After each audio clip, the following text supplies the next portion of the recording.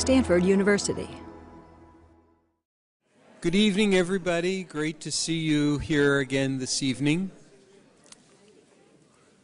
I'm pleased to say that I won't have to exit tonight to go to the pharmacy. I think I'm doing better, but self-medication goes a long way. So how many of you remember the topic of 2 weeks ago? I'm glad you're here tonight. So tonight's topic is on an issue that all of us are concerned about. I think I'm increasingly concerned about it as time goes by, and that is learning and memory. I remember all too longingly as an undergraduate having a kind of photographic memory and being able to really envision every page in my organic chemistry text. That's long gone. Along with most of the other things that come with aging. But here we are tonight to reminisce and better understand the process. And I think we're in great hands tonight because we have Dr. Frank Longo, who is going to be our speaker. Dr. Longo is actually a California boy. He grew up in Southern California in San Diego, where he went and did his undergraduate work as well as his graduate work, his MD and PhD at the University of California at San Diego. Then he moved north, bypassing Stanford for reasons that I've never understood, to UCSF, and he did some great things there and was very active in what is, in fact, a wonderful neurology program, and then took a detour east to the University of North Carolina, where he became chair of the Department of Neurology and did a fantastic job in developing that department. And I know it well because I visited him there to begin the process of recruiting him back to Stanford. And he did so well there that we wanted him to join us, which he did in 2006 to be our chair of neurology. Among his many talents and interests is the broad field of neurology, but he has also in his own research been very focused on a disease which increasingly takes a toll on all of us in the human condition, which is dementia. And his laboratory has been very focused on developing novel small molecules to try and deal with this very challenging issue. But tonight we've asked him to speak even more broadly than that and to talk about the whole issue of learning and memory, when it really works and when it doesn't. And all of us know there are times when it doesn't, but we'll celebrate tonight the time that it does. So thank you.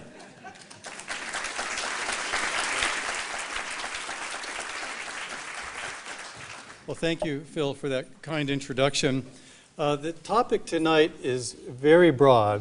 This is a topic that could be approached in your philosophy course, could be approached in a psychology course, could be approached in a neurology course, could be approached in a psychiatry course, could be approached in a criminal law course.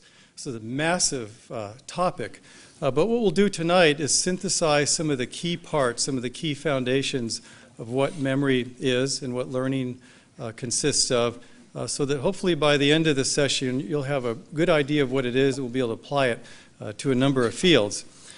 Now, there are broad definitions of memory and learning, and during the evening I think you'll become an expert on it. There is no official definition. Memory is generally regarded as the ability to record new information into the brain and have it stick, basically, if you want a technical definition. And learning and memory, the meanings overlap quite a bit. Learning is the ability to take that information and respond differently to a given situation. Obviously, a key requirement for survival, not only amongst us and other mammals, but a wide range of animals, all the way down to animals consisting only of a few cells. So that's the basic range of the definitions we're dealing with. And of course, memory has been of a great interest for a long time, probably from the very beginnings, long before a written history was possible. People recognized the importance of having a good memory to survive, to pass on traditions, etc. In fact, the Greeks, by the time we got to the Greeks, they had a very sophisticated thoughts and knowledge about memory. And where does the word come from? This is the Greek goddess Mnemosyne. And I underlined the M-O-S to remember to really put the emphasis on Mas, Mnemosyne. And she really had the power of memory and could bestow this power on humans if they were fortunate. And she was one of the more intellectual Greek gods. In fact, she got together with Zeus 9 nights in a row, in fact, and had 9 children, the 9 muses. And how that happened, we can't explain that biology yet. But this was quite an intellectual family, and each muse had a talent, and these are the 9 talents that go along there. And it was recognized that having an exceptional memory would be fundamental, would be a foundation for having any of these talents. So their mother was really the source of that. Now, the other gods appreciated her skills also. So did the oracles. This is the oracle of Trophonius. And people went to him to get wisdom. And sometimes they were happy with what he said, and sometimes they weren't. Now, if they were happy with what he said, they would drink from the spring of Mnemosyne, shown right here. They found it in Greece. And by drinking from that spring, one would remember what the oracle had said. If one didn't like what the oracle said, one would drink from the spring of Lethe and forget everything. And these were key endeavors, because even today we're working on creating something that will do this, and we'll get to that. There are many things that will do this that already exist. And of course, many brilliant people have had something to say about memory. We can look at Cicero. Sweet is the memory of past troubles. And I thought that matched somewhat to Dante's quote, "There is no greater sorrow than to recall happiness in times of misery." So you just can't quite get it right. And of course, Enrico Fermi, the famous particle physicist, said, "If I could remember the names of all these particles, I'd be a botanist." So clearly he had a lot of other cognitive skills that made up for that memory challenge. But pretty much every famous person has an insight on memory, and I imagine everyone in this room has considerable insight and memory. Let's jump right in and organize our thinking about memory. Now, memory has been around since before the Greeks, but it's fascinating to me that it wasn't until Atkinson and Shiffrin, who were here at Stanford in the mid-60s, were the first really to organize a working model of memory that has persisted and that people could work with. Now, since then, there have been many modifications of this model, but this is generally regarded as the first formal model of memory, even though we've been thinking about memory for thousands of years. And here's basically how they organize it. Basically, all of us have a number of sensory inputs: visual, auditory, motor and movement, olfaction, gustatory, etc. And in previous lectures, I know that you're now experts on visual and auditory input. Anyway, these inputs come in through our sensory systems to various parts of the cerebral cortex that you've probably seen, and they end up in a register, a sensory register, and only for very brief times. For example, if one looks at something, the vision might be there for half a second or a second. It's a very fleeting existence. An auditory input might last longer, 4 or 5 seconds, for example. One example that's used to illustrate the auditory sensory register is as follows. One might have a teenager sitting in front of a television set, engrossed in watching what's ever on television. And the parent might be talking to that teenager, talking to them about whether they've done their homework, et cetera, et cetera. And the teenager has completely excluded what the parent is saying. Finally, the parent gets upset and says, "You know, I don't think you've heard a single thing I said." And is very angry, and suddenly the teenager sits up and can remember in this sensory buffer about the last 5 seconds. And the teenager will say, "Of course, you were just talking about my math homework," if that's what came out in the last 5 seconds. And we've all experienced that. That's our sensory register. If we're not attending to something, these are fleeting registrations of the world around us. Now, If we provide some attention, in that case, the parent finally got the attention of the teenager. If we can add some attention to the mix, we can move these things into our short-term memory. Now, in this stage, things can last up to about a half a minute, seconds to a half a minute. We can hold on to these things. An example might be if somebody gave us 7 digits, like a phone number. If we weren't paying attention at all, and somebody next to us said 7 digits, it wouldn't make it into our short-term memory. We at least have to pay some attention. But if we pay attention, it'll get in there. It'll only last a few seconds. And then if somebody a few seconds later said a second phone number, it might displace the first one. So we're vulnerable to displacement in the short-term memory. Now we have this 7 plus 2, meaning, and interestingly, that the short-term memory seems to be able to hold up, in most people, about 7 objects or 7 things to remember, plus or minus 2 would be the range. So that's why 7-digit phone number, for most of us, we can handle. If we go beyond that, it becomes difficult, and I'll show you some data regarding that. But that's characteristic of short-term memory. Now, once something's in short-term memory, we've got it there for a few seconds. If it's important to us, we'll want to commit it to long-term memory. We have to do something. That's generally consists of some kind of rehearsal, which leads to the term consolidation. And if those two things occur, we have a chance of moving it into long-term memory. And when something is moved into long-term memory, we're actually changing the connections in the brain. We're creating new patterns of neurons firing. And we'll look at that in more detail.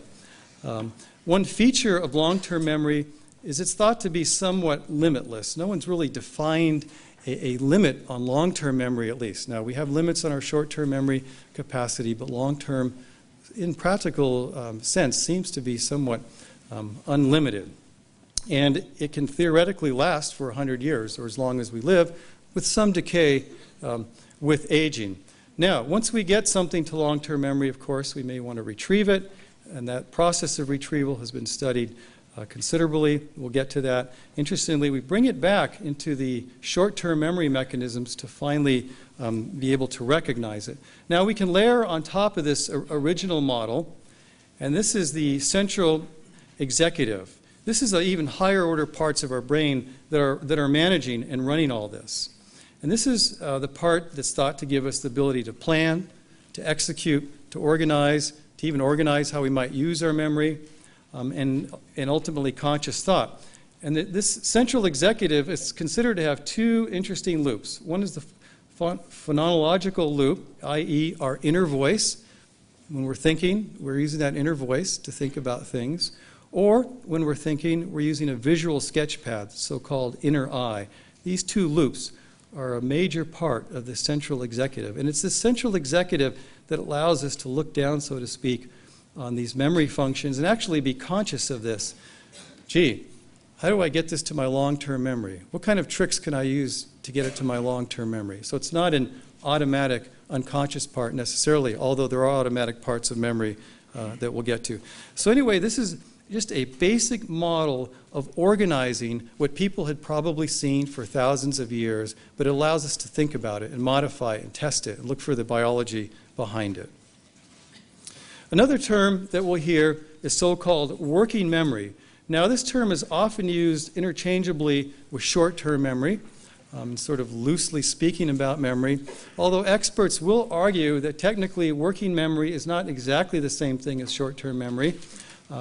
Working memory can draw from both short-term and long-term contents, so therefore it's not exactly short-term memory.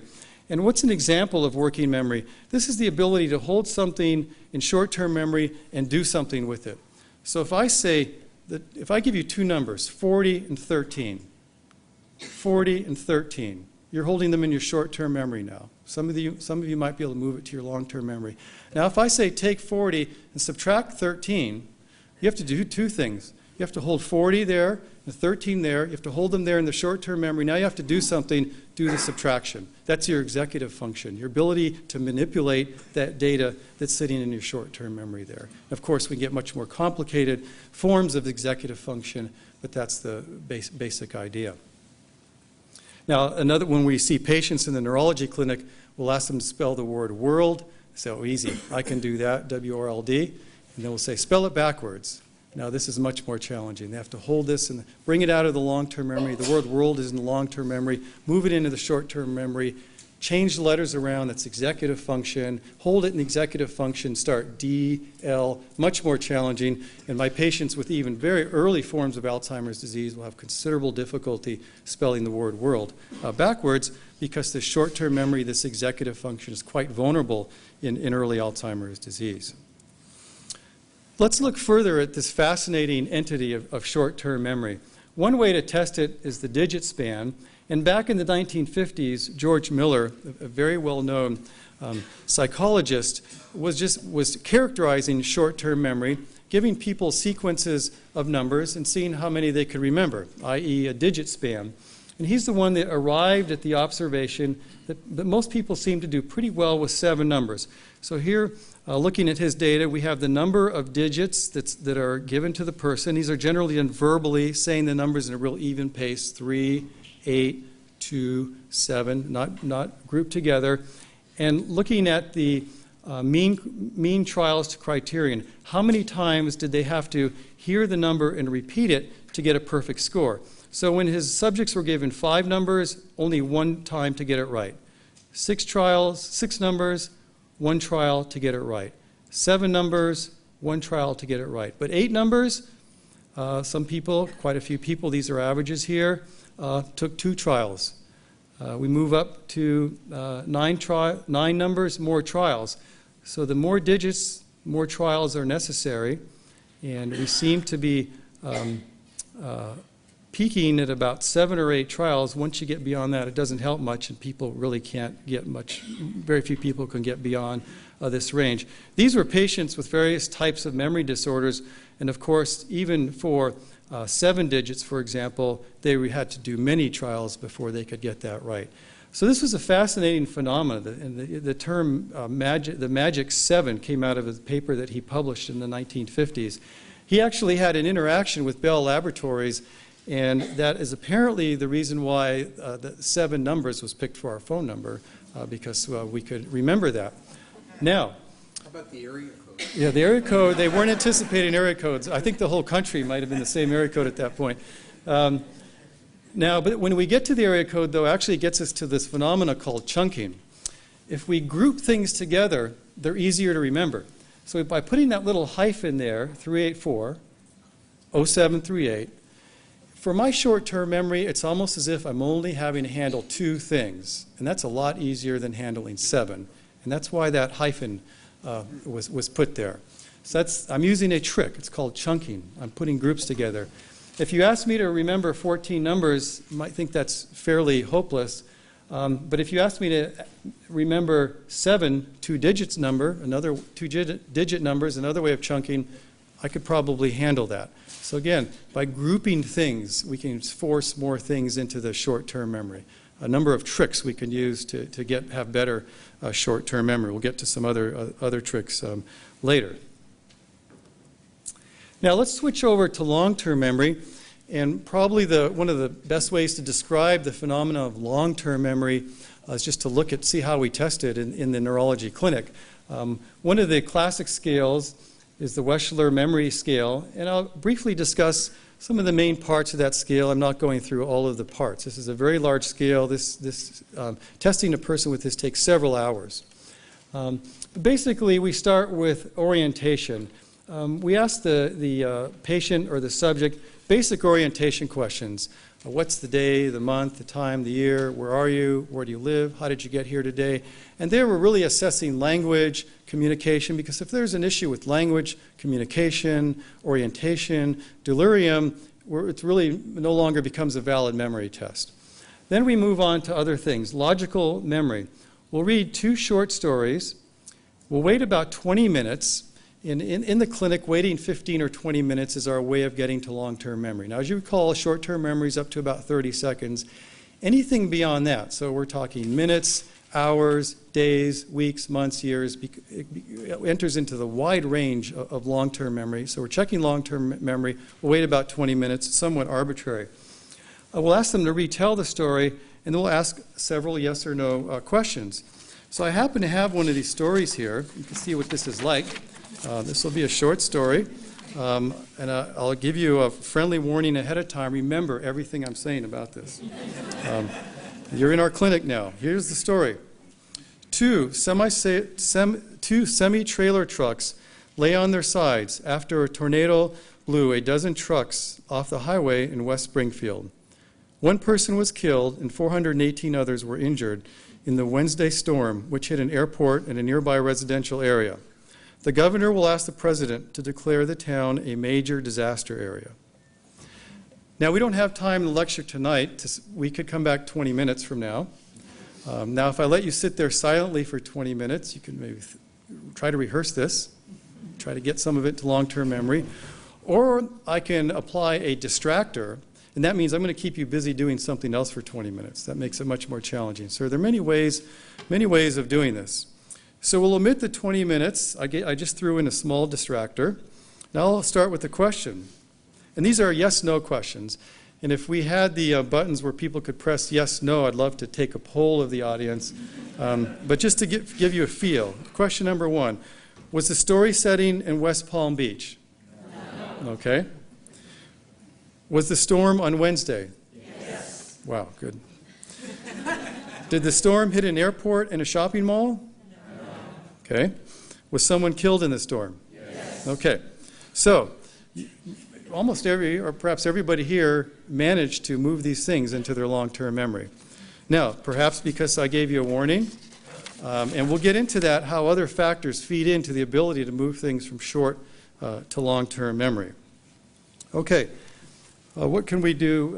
What would we do next? The next thing we would do are provide photographs of 24 faces, and these are not famous people, people that we haven't seen before.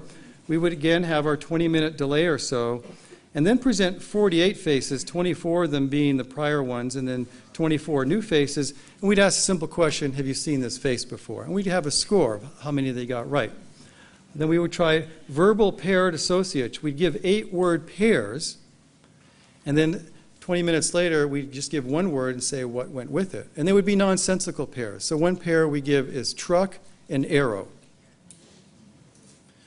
Now, of course, a memory trick would be to picture a truck with an arrow going through the windshield. Okay? Now, my executive function is what helped me work my memory in that way. So I'm getting more out of my memory by imposing my executive function on it. Family pictures, these aren't our own families, but just other families. There are scenes where they can be interpreted, and they're shown, and then at some time later, we ask people to recall the information that was in those pictures.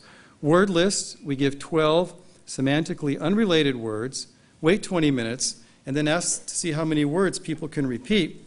I mean, there are, and for each age range, all of this is age adjusted, we would have an expectation of how many can repeat. And we'll typically give the word list 4 times. So here's a word list. Ready?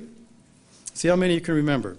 Chimney, lemon, bus, pants, pear, train, window, hat, cellar, apple, shoe, boat. Okay, now in the real life, we'll let you do this 3 more times. We'll go through it 4 times. Really give you a good rehearsal. This is the intake now. So we're giving you a good shot at intake on acquisition, but because what we're really testing is the retention, the long-term memory. Now, was anybody using any particular tricks during that? Yes? First of all, I put the lemon down the chimney, but then I began to see that that wasn't going to work for the whole thing, so I began to group things, items of clothing, fruit, and places in the house.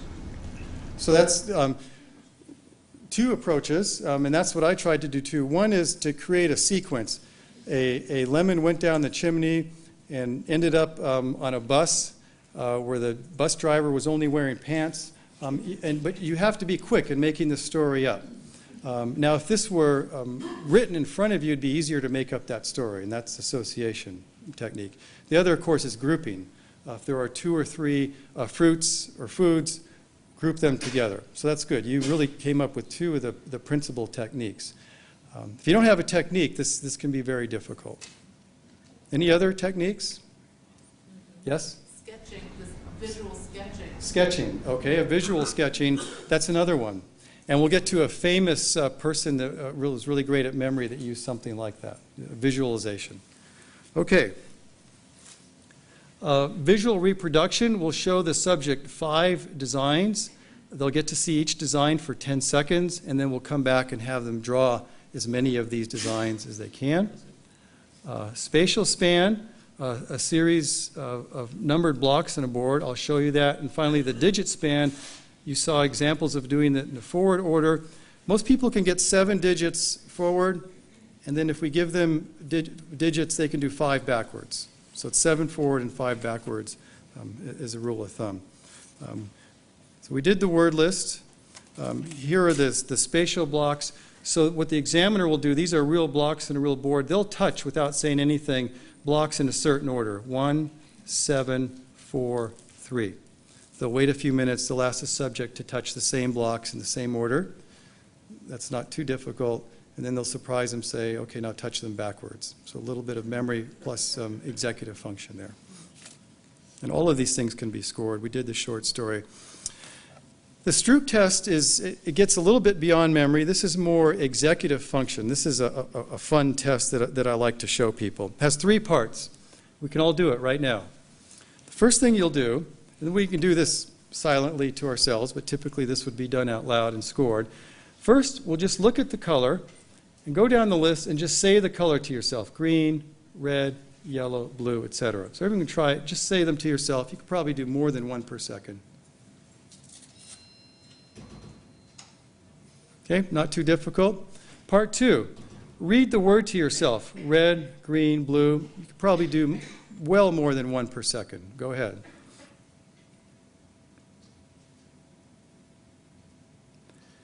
And if this were done out loud, we would confirm the person's not colorblind. We would confirm that they can read English well, and that's sometimes an issue, of course. Now we'll get to the hard part, part 3. Now, as quickly as you can, name the ink color. Red.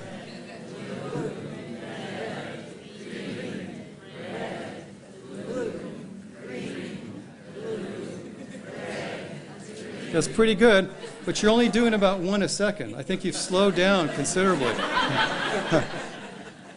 I hope back here you weren't saying red, green, blue. Probably not. I think people had considerably more difficulty. Why is that? It's because the language part, the reading part, is so well entrained in our brains, that's dominant here. And that's really the overriding part. Saying the color, of course, we know what red looks like. It's not quite so dominant. So we're taking that somewhat automatic relationship and using our executive function to reverse it. Okay, but it's requiring our executive function to do that. And in early Alzheimer's and early memory disorders, that executive function is lost, and people will take forever just to get through that first row. They'll make many mistakes because they've lost their executive function. People that lose their executive function, it's very likely that when we took their history, which we would have done by this point, can't plan, can't prepare a meal, can't multitask, can't get through the day, etc. But this is the way we validate that history. Okay, so let's organize what we've learned about memory. We have long-term and short-term memory, but we have several types of long-term memory. So we're delving deeper now into long-term memory, and these categories are critical for understanding memory in us and our society, as you will see. So long-term memory can be divided up into 2 main categories, declarative and non-declarative. Declarative, that's our conscious memories that we can consciously think about, consciously use, and we're consciously aware of whether we remember them or not. And our declarative memory can be divided up into events or facts. Events are also called episodic memory. These are events in our life. When we graduated from high school, when we got married, events that we remember happening, where we were when something happened, where were we when Kennedy was shot, or the more modern, where were we when 9/11 happened, etc. Our personal autobiographical journey through life. Facts are facts about the world. Who was the 21st president? What's the capital of Indiana? etc. They aren't personal to us, facts about the world. We either remember them or we don't. This includes remembering what an object is for, how to work a remote control, etc., or a laser pointer, and remembering a language. Now, of course, these are intertwined. One can remember a fact that 9/11 happened, but can entirely forget where we were. So this episodic and semantic memory are somewhat intertwined, but they do tend to happen in separate parts of the brain. And they're distributed, and we'll get more into the brain structures, the medial temporal lobe and the diencephalon. We'll point those out. The non-declarative memory is memory we're not directly conscious of. Yes, and feel free to ask questions, by the way. Why is the episodic memory sometimes, or at least for me it is, tied to a smell? We'll get to that, but that's a great question. Why is episodic memory tied to a smell? And when we look at the neuronal networks, that'll make sense. But it's basically coming into the hippocampus, which we'll look at. We have inputs from the olfactory region, inputs from the part of our cortex that have that memory, and they can reinforce each other in an associative way. But smell is actually one of the most powerful stimulants of pulling out memories. Procedural memory is one of my favorite parts. Motor skills are easiest to think about. They also include cognitive skills. So if we think about tennis, Roger Federer has amazing procedural skills. And he's not thinking about them consciously. In fact, if you talk to any elite athlete, when they're at their peak, they're not thinking about what they're doing other than higher order strategies. So if Roger Federer ever stopped and thought about the technique of his forehand and thought about what his coach told him about his forehand when he was 6 years old, it would foul up his forehand entirely. These are procedural skills are in the striatum and cerebellum, the parts of the brain that are not really involved with consciousness. The perceptual representation is another form of non-declarative memory. This consists of priming. So we can prime certain parts of the memory. And this is tested using words and partial words. So we can show a person that has complete amnesia for events and facts. We can show them the word table and then come back a few minutes later and show the letters T-A-B and ask them how quickly they can finish that. Now, they have no memory that they were shown the word table. But if they've seen table before, they'll put it in that LE very quickly. If we didn't show them table a few minutes ago, they might put L-E-T, they might spell anything. So their memory was primed, but they have no consciousness of it. It's not a direct conscious memory, and that's called priming. Classical conditioning is Pavlov's dogs. So when he brought the dogs meat, he rang a bell, and then after a while, he just rang the bell, and the dog salivated just as much as if he brought the meat. So something in the dog's brains, quote, remembered that the bell was associated with meat, but it wasn't necessarily conscious thought, and that happens on the human level, too, involving the amygdala and the cerebellum. And finally, we can have pure reflex paths that aren't conscious. Habituation, for example, if we present, say, an animal with a tone, initially the first time the animal hears it, it'll be concerned. But if we just have that same tone occurring many times, after a while, it's not concerned about it at all. It's not necessarily a conscious thing, just it's habituated. And that's another form of non-conscious memory. We'll spend most of the evening on declarative memory. It has really fascinating tie-ins to society that we'll get to. But this is a more recently, really well-formulated area, non-declarative memory. So we can take these conceptual parts of memory and begin to move them into the anatomy of the brain. And we'll be discussing quite a bit the hippocampus. This is the temporal lobe down here. And within the temporal lobe, toward the middle of the brain, we have the hippocampus. And that's really where input comes to form memories. So basically, we have the neocortex, or we just say cortex for short. This is really well evolved in mammals, especially well evolved in humans. The hippocampus goes all the way to reptiles, dinosaurs, and birds. It's a much older part of the brain. Anyway, we might get visual input coming into our occipital cortex. We might get touch sensation coming into our parietal cortex. We've got the frontal cortex that's managing all this. These things, it's a two-way street, come into the hippocampus, get processed, and go back out for long-term storage. Hippocampus really regulating short-term memory, but being necessary for long-term memory. So we've got encoding, things coming in to the hippocampus. We have storage, things being sent out to various parts of the cortex. And retrieval, the ability of getting these long-term memories out of the cortex, back to the hippocampus, and back into consciousness. We'll go into more detail in all of those areas, but this is just a quick overview. Yes? How do you deal with memory that touches many parts of this, like playing the piano? Yeah. There's tactile, there's encoding, there's... Yeah, that's an important question. How do we deal with memory that's dealing with many parts of this? For example, playing the piano. It's tactile, there's music memory, there are all kinds of memory. And it's really an important concept because in the old days, people thought the piano lessons were just in one place. And people will joke, if you slip in the operating room, there go the piano lessons. But as your question implies, different components of the memory are in different regions. So the memory is really distributed. This is the idea of distributed networks, distributed throughout the brain.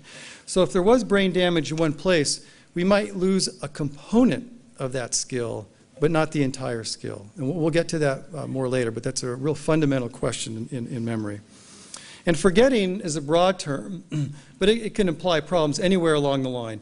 Not being able to store something in the first place, or having it in storage and not being able to retrieve it. And there's plenty of debate as to, well, if you can't retrieve it, did you forget it or not? And so it gets into more of a philosophical debate. So things that we may never remember again might still be in our brains till the day we die, but what good does that do us unless we can retrieve it? So the hippocampus, we'll use this term quite a bit. It comes from the Latin term. So this is a real human hippocampus dissected out. And of course the Romans and probably even the Greeks had a separate term for it, but the Romans thought that this piece of tissue here resembled a seahorse, and the Latin term for seahorse is hippocampus. And this is a hippocampus, the image that we can attain by modern day imaging of a living human. And so you can see the three ways of thinking about the hippocampus. This is another way of looking at the brain in terms of different memory functions. We've got the semantic memory that we talked about.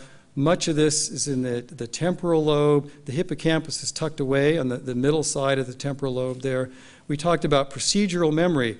That ability to hit a forehand in tennis would be using the cerebellum and the striatum. The basal ganglia is another, the striatum is part of the basal ganglia, the putamen is part of the basal ganglia.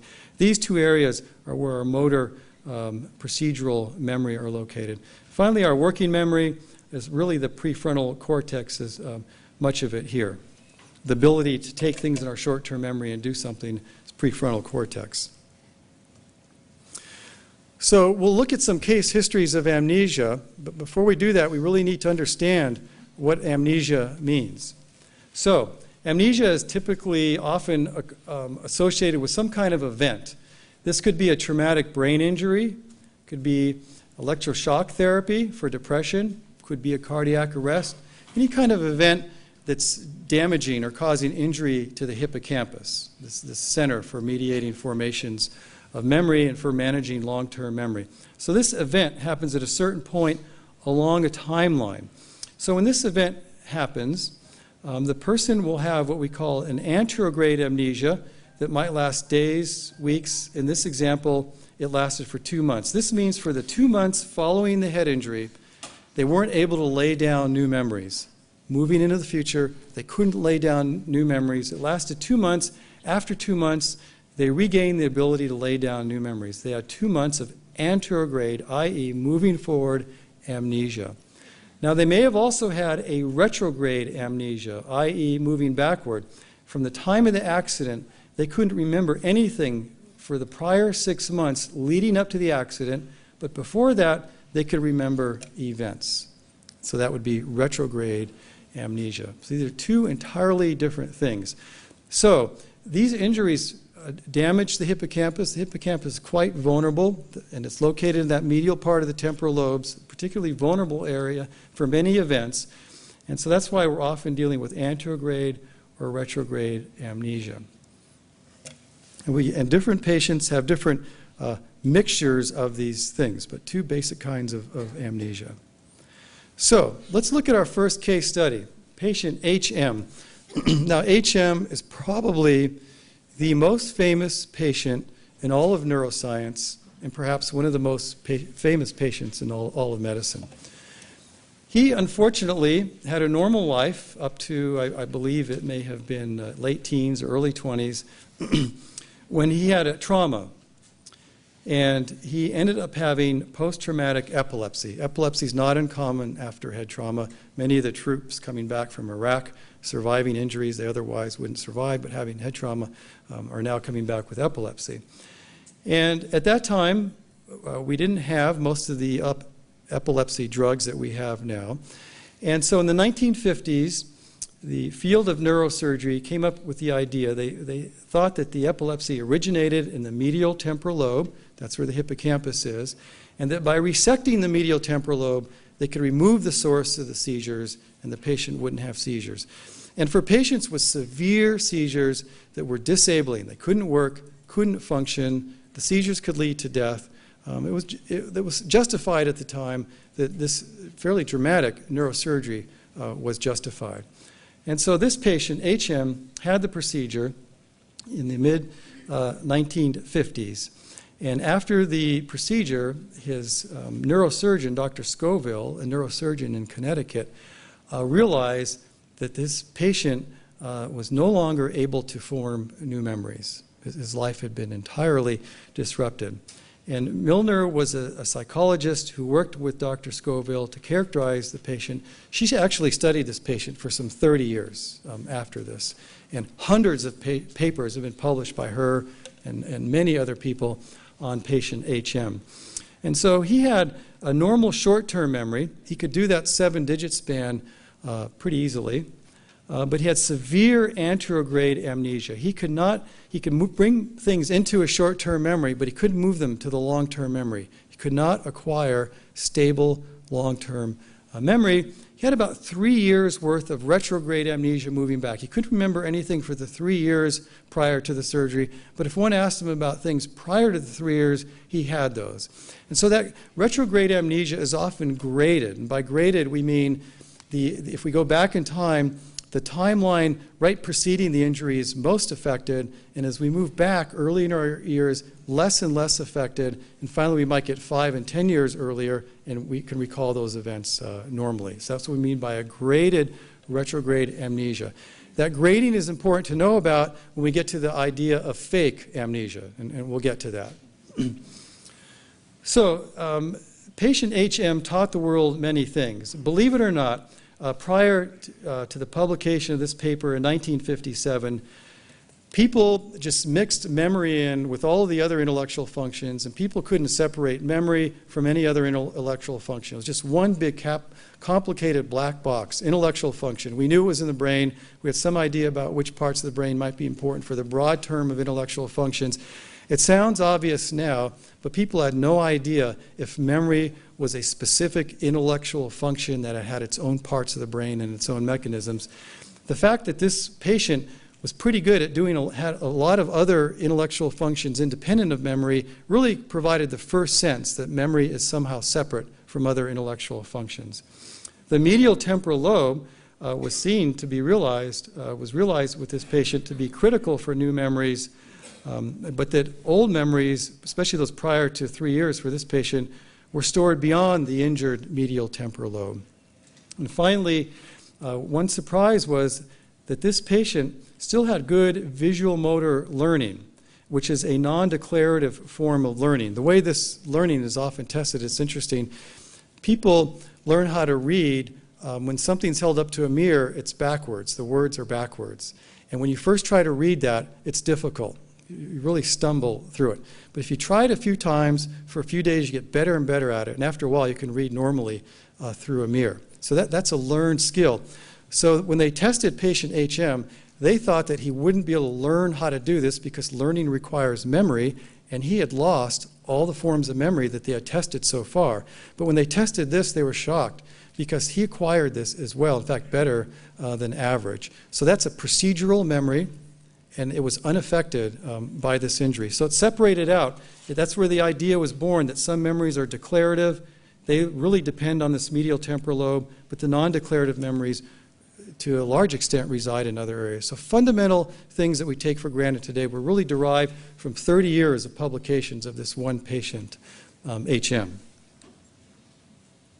Yes? Did Dr. Milner have to reintroduce herself to this patient? Yeah. No, that's a really good question. Did Dr. Miller have to reintroduce herself? And yes, she did. In fact, I'll show you a number of other cases. I'll show you a video of that. Patient HM, every few moments, he was starting from scratch. He didn't know who anybody was around him, so anybody around him had to continuously introduce themselves.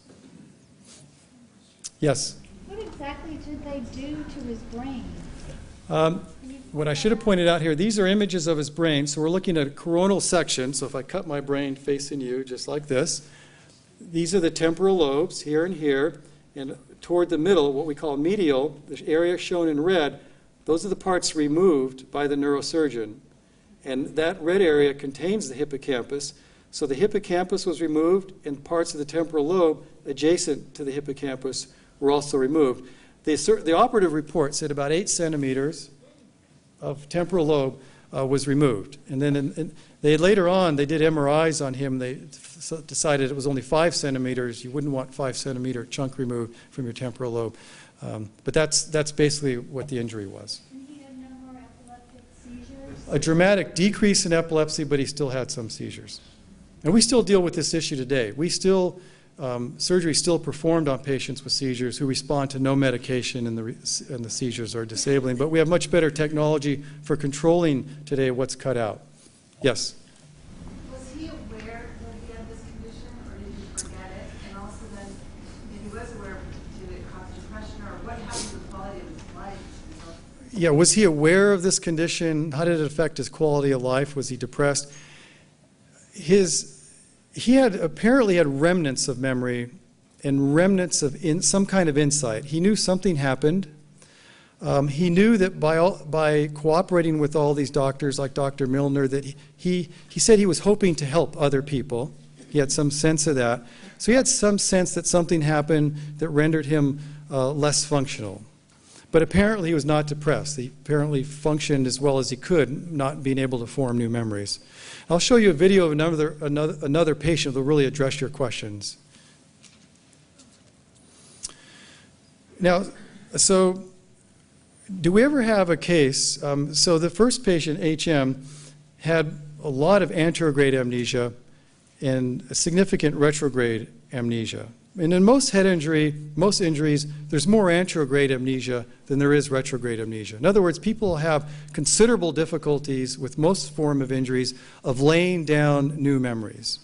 It would be unusual for somebody as a result of an injury to show up and say, have normal anterograde memory, no problem laying down new memories, i.e. pretty much day-to-day normal life, but yet I can't remember the past. I have a pure retrograde amnesia. Now, this is very common in Hollywood and in movies, and we'll look at that. It's very common in criminal courts. So it's really important to know, can it happen? If it can, how often? Well, anything in neurology can happen, at least rarely. And here is a rare case of what we call dominant retrograde amnesia, where following the injury, it was the retrograde amnesia that was much worse than the anterograde. This was a 41-year-old gentleman who fell off a horse, completely normal prior to falling off the horse. By age 45, 4 years later, by then his wife couldn't take it anymore. She brought him to physicians and reported that he had lost, and she didn't use these terms, but basically what she was dealing with, that he had lost most of his episodic and autobiographical knowledge of his life. He just couldn't recall much of anything prior to that injury in his life, unless he went to the severe remote past of childhood. His difficulty forming new memories, i.e. the anterograde amnesia, was relatively minimal. So clearly an atypical pattern. And sure enough, when they looked at his scans, the hippocampus, here's the temporal lobe. The hippocampus is in the medial, i.e. toward the middle temporal lobe. The damaged part is here, where I've put the red circle. And these are just two different levels. His injury led to damage primarily of the lateral, not medial, lateral temporal lobes, somewhat of an atypical injury pattern, largely sparing the hippocampus and the critical medial part of the temporal lobes. So that might explain why his anterograde, i.e. ability to form new memories, was relatively spared, and it was this unusual pattern of having more difficulty with past memories. The larger parts of the temporal lobe are critical for digging out those past memories. Yes? Could you define what you mean by damage? Well, in this case, with head damage, there would be bleeding, it'd be a contusion in the brain, which is another word for bruise. With head injury, the small blood vessels in the brain rupture, so we have blood in the brain tissue. The neurons are moved around by sheer force, and sometimes they're axons. The connections between the neurons actually break off the neurons, so the neurons no longer able to communicate. Those would be the two primary mechanisms of brain injury, with head trauma. Yes?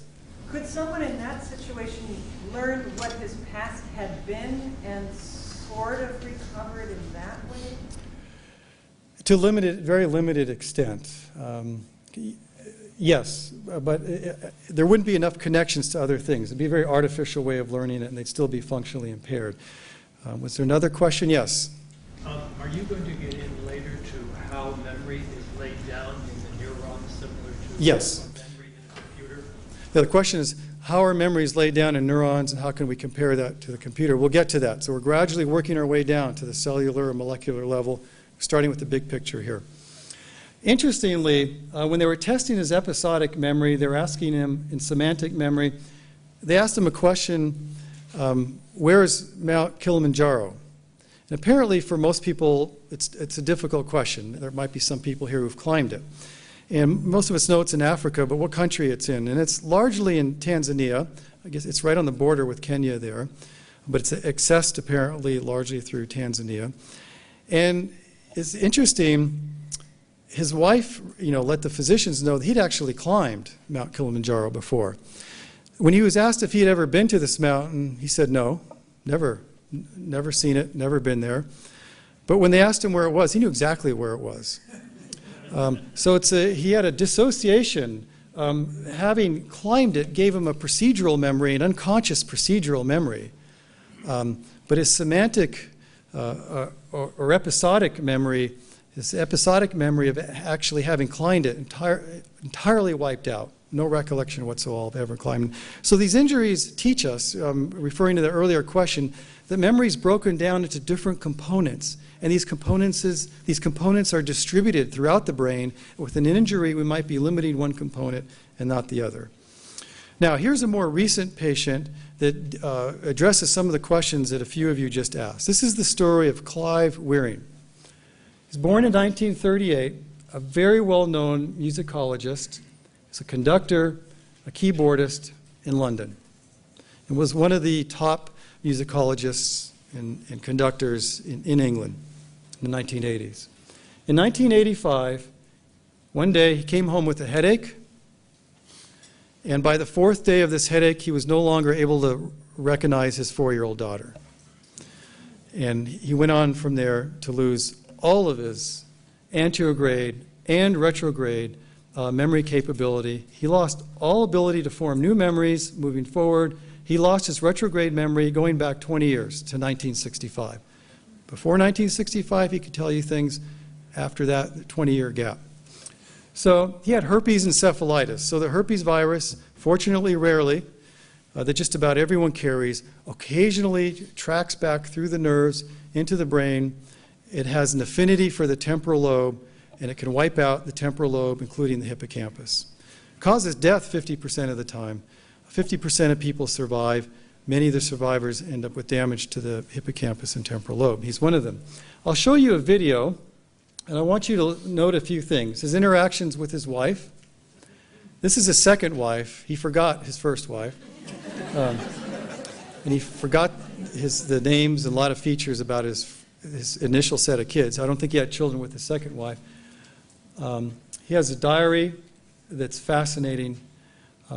And we'll see a distinction here between episodic versus procedural memory. This is him sitting at a keyboard.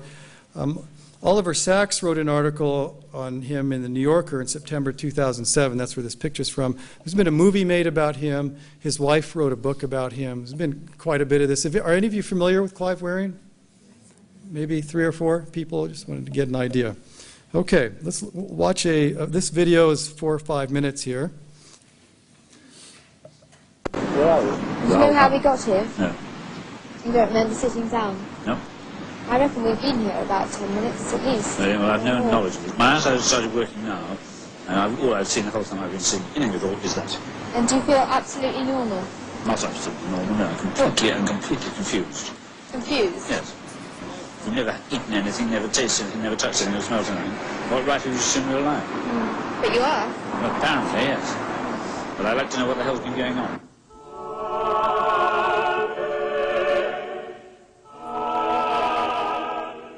Clive was an outstanding musician. He would take his work very, very seriously. At the same time, he loved music so much that he just really threw himself into it totally. Clive was a musician of enormous integrity. He was the world's expert on Lassus, one of the 3 or 4 great composers of the Renaissance. And he also worked a great deal in contemporary music and was chorus master of the London Sinfonietta, which was Europe's foremost group. Music flows out of him, whether he's singing or playing or conducting. Clive Waring, through a cruel twist of fortune, shows us how fundamental consciousness and memory are to our lives. So how are you feeling this morning? I'm conscious for the first time. It's the first time I've seen anybody. You've not been conscious before? No. I've been here before this morning. I haven't seen you before. No, you haven't? No. I've not seen anything at all before. I've been completely blind the whole time. No taste, so this is the first taste I've had. That's the first coffee you've had? Yes. Cheers. Cheers. And how are you seeing things? Absolutely normally. The first time. Full colour? Yes. I've never seen anything the whole time I've been ill. No black and white, nothing. Do you remember me arriving? No. I don't remember any arrival at all. I don't remember writing any of that. Nothing to do with me consciously. I mean, unconscious writing. What are you doing here? Well, I don't know if there's anybody playing potions, but I mean, that's the first time I've seen any cards. Is it? Yes. Do you remember starting the game? It all started with a headache. Clive came home one day and said he had a very bad headache. The headache didn't lift, it didn't respond to analgesics. By the 4th day, he developed quite a high fever. And on the evening of the 4th day, for a little while, he forgot his daughter's name. By the 5th day, he was very delirious. Clive suffered from viral encephalitis, which has led to the damage of the left and the right temporal lobes, plus a good portion of the left frontal lobe. And the temporal lobes contain a structure called the hippocampus, which we know is implicated in memory function. And in Clive, it has almost certainly been completely destroyed in both sides of his brain. It's this that's primarily responsible for his severe memory impairment. In addition, the damage to his frontal lobes also causes a number of additional memory problems, which are manifest mostly in terms of him repeating himself a lot and generally showing highly emotional behaviour.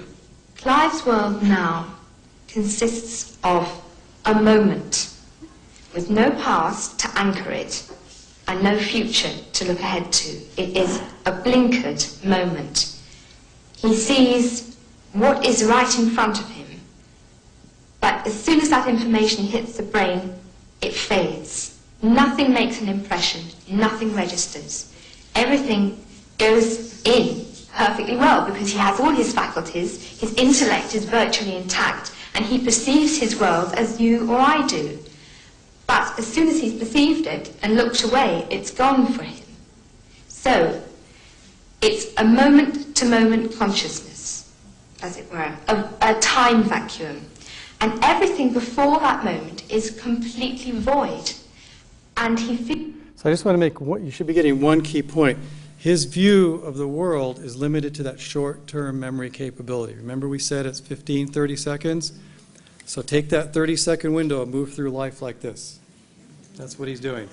If it happened before 30 seconds, gone. So that's what his wife's doing a great job describing. Feels as if he's awakening afresh the whole time. He always thinks he's been awake for about 2 minutes. And that's why He looks at his watch all the time to record it, to record the fact, I've woken up, this is an important event, therefore I will write it down in my diary. So he writes, 11:54 a.m. I am now completely awake for the first time. And he underlines first time. Patience begins, because he's always playing patience. And the whole diary, every page, is a succession of entries saying almost the same thing, of first awakeness. And when he goes back and looks at his own entries, he doesn't acknowledge that they are genuine. He says, he knows it's his handwriting, but as far as he's concerned, he was unconscious when he wrote them. So he quite often, he'll score out what he's written before. And so his life is an ever-repeating moment of first awakening. The strongest thing in his life, I believe, and his diaries bear that out, is his love for me. And that's absolutely raw. And each time I walk into that room, it is as if it's the first time he's seen me for years. Good heavens! Hello. You surprised to see me? The first time I've seen anybody at all. The first person I've seen. You've not seen me before this morning? No. I have been here. So how you been? After 6 times you walked in that day. It's the first time I've seen anybody at all. You've not been conscious before? No. I've been here before this morning. I haven't seen you before. No, you haven't? No. I've not seen anything at all before. Been completely blind the whole time. You don't remember me arriving at all? No. No, I don't remember that you were having the mood at all. No. No idea at all. Look. I bet you that if I look to see what you've written, you haven't mentioned me on that page. No. You've mentioned me on this page. My first thought, I adore Deborah for eternity. That's right. People's entries in the diary are rubbish. What does that mean? I've no idea. Did you write that? I've no conscious knowledge of it at all, no. You're showing me now for the first time. Is it your handwriting? Yes, it is. But I know nothing about it at all. So how do you think it got there? I do. I presume the doctor don't know. But you must... No, I haven't. You listen to me, please, for heaven's sake. When I say no, I mean exactly that. I haven't seen the book at all till now. No, all I'm saying... No, that means I haven't seen it, I have no knowledge of it at all. That's all. There's no knowledge of that book at all. It's entirely new to me. But just use your intelligence, and let's have a comment which is intelligent. But you put... Who would put that if I don't know, but no. Oh, for heaven's sake, use your intelligence, for heaven's sake. I haven't really said that funny thing. Well, use your intelligence. Clive gets extraordinarily angry, and who wouldn't? Because here you're not dealing with somebody who is demented. So just to make one point, this anger, part of it might be frustration, but the herpes virus infection also damaged part of his frontal lobes. And when we see patients with frontal lobe damage, they often have a lack of emotional control, and we call this emotional spillover. So there are multiple components here. How does he remember to be angry? Well, we'll get to that. So there's declarative and non-declarative memory. His declarative memory is really dependent on what was damaged. But as we'll talk about, his non-declarative memory, many of those things are intact. And that's part of non-declarative memory. In fact, he can still play the piano extremely well. That's non-declarative. That's procedural. That's that procedural non-declarative memory. Yes? When he wakes up the first time 100 times every day, how does he remember he's got to write in his diary? I don't know. We can only guess. Maybe he's reinventing that. I don't know. These subjects are very difficult to study because it might not be 100% of his memory, of his anterograde memory. He might be forming scant new memories here and there. It's just very difficult to detect them. Yes? If I'm not mistaken, they tried taking the book away and he never asked for it. Yeah, I didn't know that. So, but yeah, so maybe it's available. He thinks about it, and if it's not, it won't occur to him. Who is oblivious, who is gaga. You are dealing with a perfectly lucid, highly intelligent man who has been robbed of knowledge of his own life, and he feels deeply humiliated to be put in that position. Very, very frustrated that he can't grasp What's wrong with him? Because even as you're telling him, he's forgetting the previous sentence. Okay, so any other points that people want to make? So, yes? Is there a difference between the functions performed in the right hypothalamus versus the left? Is there a difference between the right and left hippocampal functions?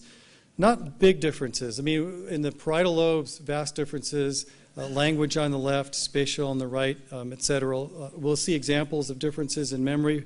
Differences in memory do exist for the frontal lobes. I'll show you that. Not huge differences for the hippocampi, though. Yes?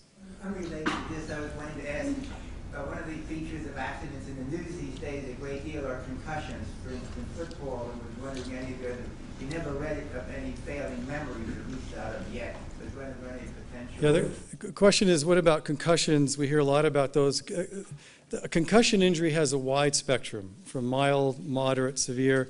With moderate and severe, there can be memory loss, and some of the elements of this can occur. This is the most, Clive Wearing is the most severe characterized case of memory loss in medicine to date. So you're looking at extreme, but the extremes teach us a lot. Yes, I'm going to go across.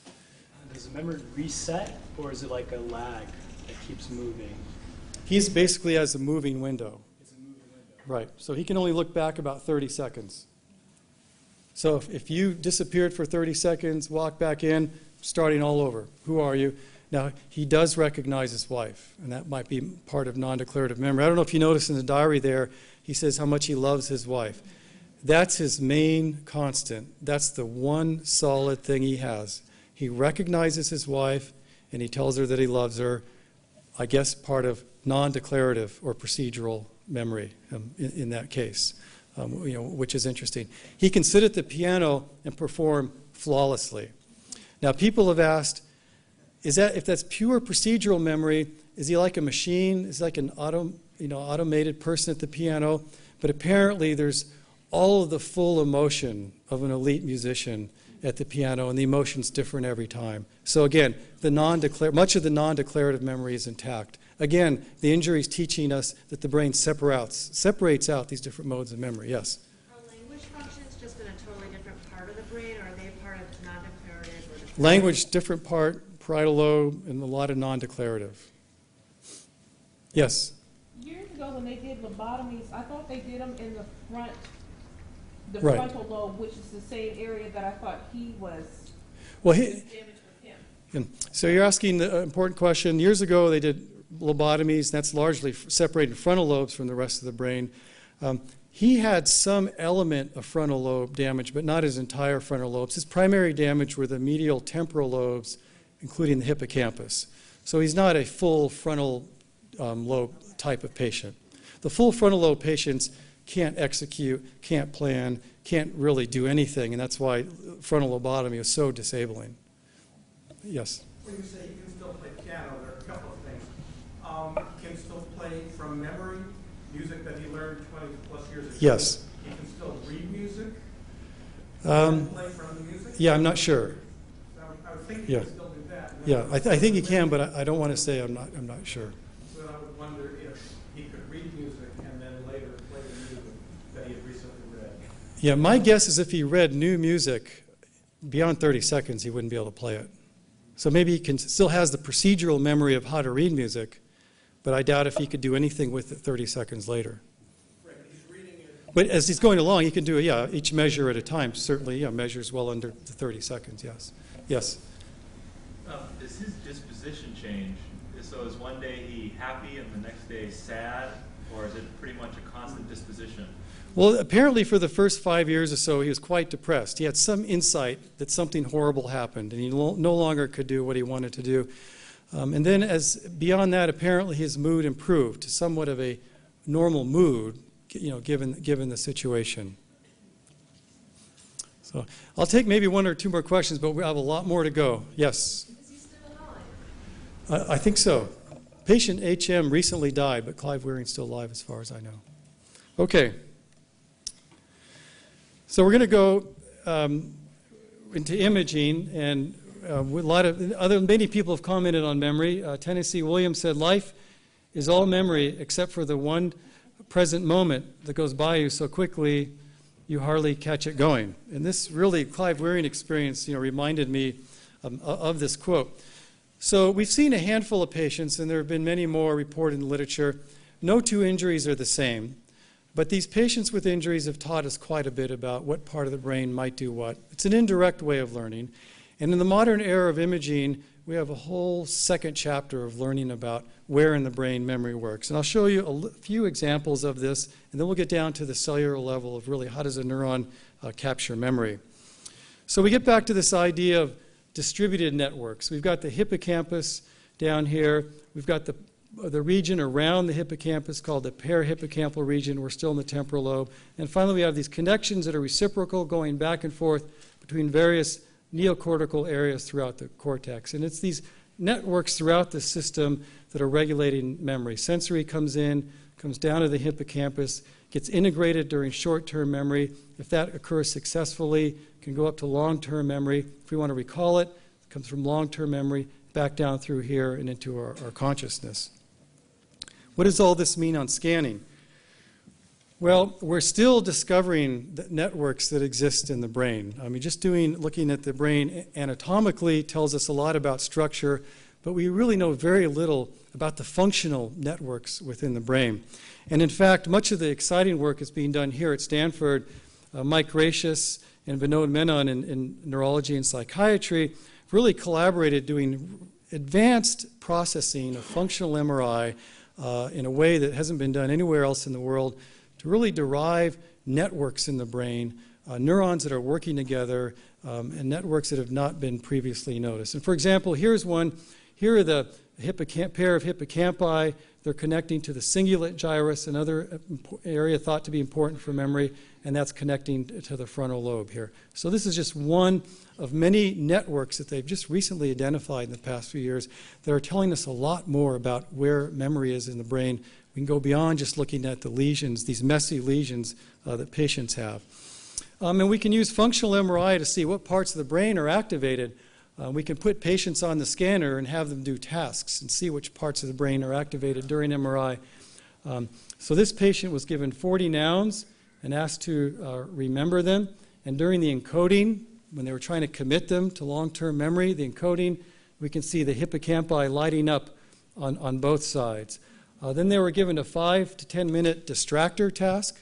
So we would see how much gets committed to long-term memory. And then after that, we're in the long-term memory phase now.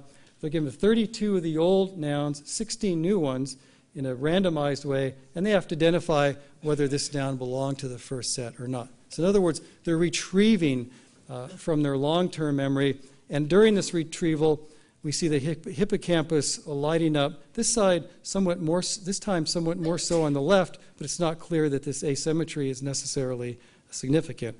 These are coronal sections of the brain cut like this. If we do a sagittal section cut like this, this is where the hippocampus is right here, lighting up, overlaid right here. So it's an example of how we're using this technology to see what parts of the brain are lighting up in response to forming memories or retrieving them. This time, instead of concentrating on the hippocampus, we'll move to the frontal cortex. And again, we can look at that during encoding, during the attempt to remember words. We see this is left and right. A lot more activity in the left versus right frontal cortex. Remembering nameable objects, more on the left, but bilaterally somewhat. Faces, interestingly, more on the right compared to the left. So an example of how we're learning what parts of the brain are important for encoding different things.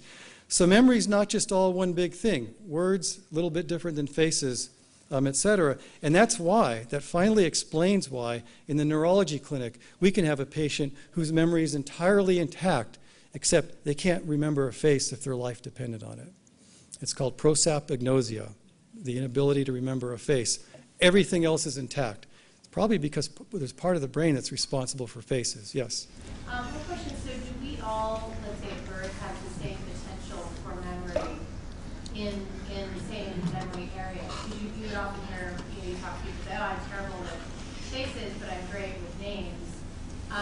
Is that, number one, is that sort of a myth more than anything? Number two, is it true that we all would have the same potential for remembering faces as names?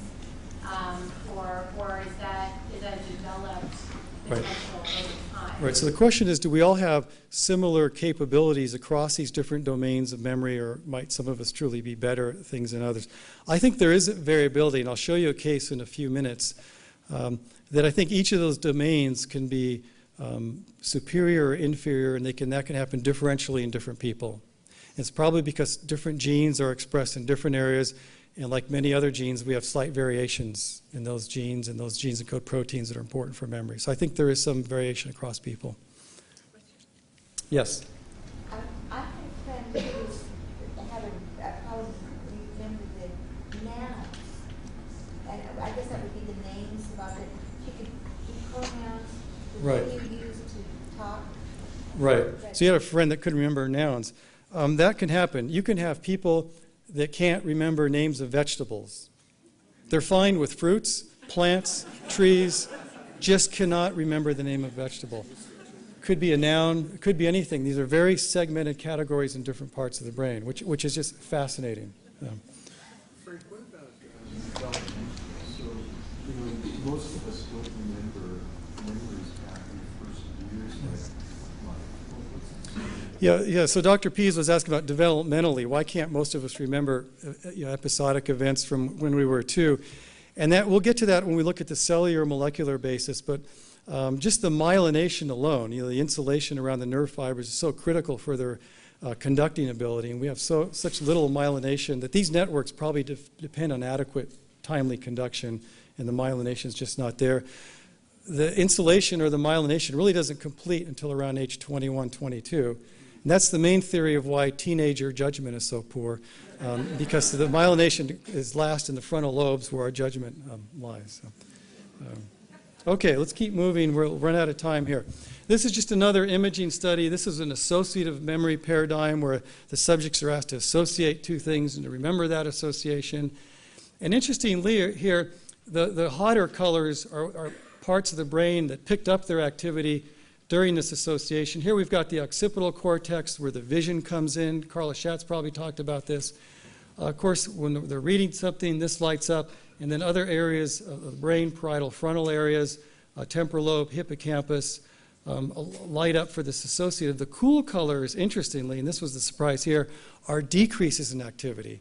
So really, we're looking at a complex situation. Certain parts of the brain get more active, certain parts get less active. So it's complicated changing of pattern activation here. Here's an example of long-term memory retrieval, long-term meaning i.e. a day, 1 day later. So the first 2 days, they're encoding. They're trying to remember pictures or sounds. And while they're memorizing pictures, occipital lobe, vision, lighting up. While they're trying to remember sounds, superior temporal areas, inferior parietal areas lighting up. That's where sound goes.